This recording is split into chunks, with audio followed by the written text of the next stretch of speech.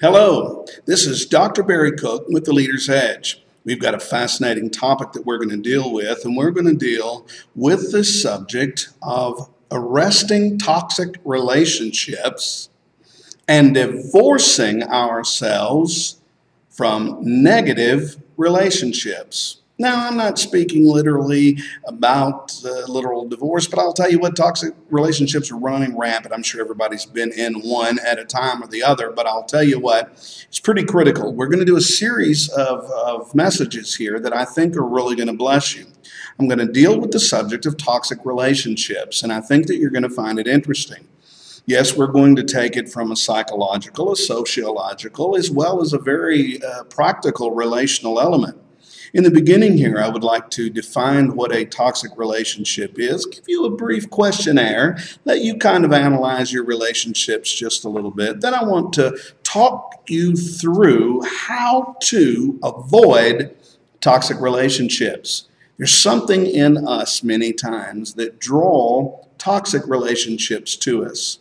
Now, let's try to figure that out.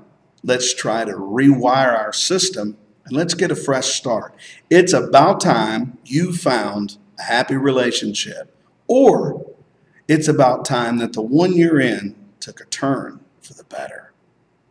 Let's get started on toxic relationships. Now, right off the bat, I want to talk about the definition of a toxic person. And there's basically three sweeping general conditions that define a toxic person. And that is a person who, now, these are very general, but number one, elicits negative emotions from you. It's always, you feel negative emotions, they elicit negative. You're a happy person, you're a pretty balanced person, but this individual seems to always elicit negative emotions. Number two, behaves badly towards you or doesn't treat you right. Now, that's a general sweep, and we're going to define it as we go. But it's pretty obvious when the people are always putting you down, pulling out your negative things on a regular basis, and they've got a plethora of them themselves. You're trying to love them, overlook it, keep rolling, think the good outweighs the bad. They're at the other end of the spectrum. Two negatives that they see are the negatives they bring out. The other 13 things that are great, it seems like they're lost in the mix all the time. There's problems there. It's called the toxic person.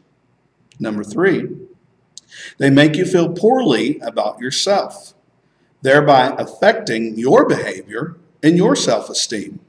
You ever been around somebody that it just seems like you get oppressed? You feel like you have to watch every word, every emotion, everything that goes on around you because it's not going to be right. And I tell you, I've been the person who has been toxic at times. I've also been on the other end and been in relationships it was extremely toxic. I've deeply been in love with someone who was extremely toxic. Didn't bring out the best in me either, and it won't you either. You see, if you can think of a person who does one or more of these things, I'll tell you they're probably a toxic person in your life. See, it could be a family member, a spouse, a boyfriend, a lover. A toxic person can be any person in your life, in your personal life, your social life, your professional life, your work life. It can be something in a service field that you're involved in, such as a doctor or a dentist or an attorney or a CPA. The stories go on and on that I've received and counseled and coached people throughout the years. Anyone whom you do business with or interact with that has these characteristics. A person that is toxic to you possibly isn't toxic to everyone. Most of the time they are. But sometimes it's just not a right mix. Now, I want to give you a real brief negative emotion questionnaire I believe you'll enjoy. To see, when a person makes you feel bad, you need to know exactly what negative emotions they bring out in you. They can bring out these emotions when you're physically with them, or honestly, sometimes when you just think about them, it can cycle you through the emotions. When you identify these specific negative feelings they bring out in you, it gives you more insight into what kind of emotional damage that they're inflicting on you. Now, I've separated this into categories. We're going to deal with sadistic behavior, manipulative behavior, dishonest behavior, selfish behavior, non-communicative behavior, critical and judgmental behavior, angry behavior, embarrassing or shaming behavior, or controlling behavior, and jealous behavior. And then we'll get into the next category. That's a lot to cover, but I promise you by the time we get finished, you're going to begin to realize whether you're in a toxic relationship. And if you are, you're going to understand what you're dealing with and get some tools to be able to either make it better or make a change. So, think of a particular person in your life and answer either yes or no to these following questions. Do they make you feel angry at them most of the time? Number 2, do they make you feel sad when you think about them? Number 3, do you feel contempt for them?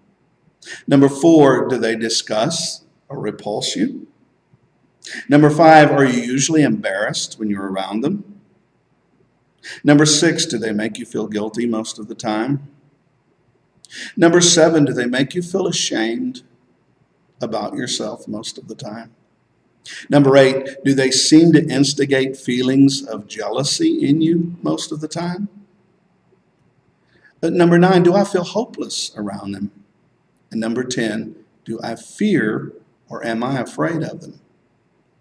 Now, the questions that you answered yes show you which specific negative emotions or emotions you feel in relation to this toxic person. It's not enough to know that they just make you feel bad.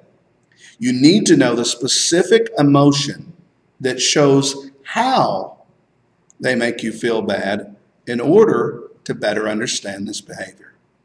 Join us in our next clip for part 2.